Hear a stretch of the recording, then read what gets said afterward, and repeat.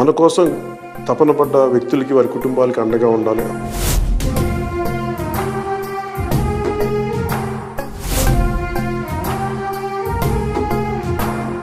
క్షేత్రస్థాయిలో ముఖ్యంగా పోరాట యాత్ర చేస్తున్నప్పుడు చాలామంది ప్రమాదాలకు గురవడం, తర్వాత వ్యక్తిగతంగా మనకున్న నాయకులు ఆ రోజు నా పక్కన ఉన్న వాళ్ళు సహాయాలు అందించడం, ఇవన్నీ చూసి క్రియాశీలక సభ్యత్వం తీసుకునే సమయంలో వారికి ఏదైనా బీమా పథకం అమలు చేయొచ్చు, దాని మీద సాధ్యాసాధ్యాలు చూడండి అంటే దాదాపు 1,00,000 మంది పైచిలకు అందరికీ కూడా బీమా పథకాన్ని వర్తింపజేశారు.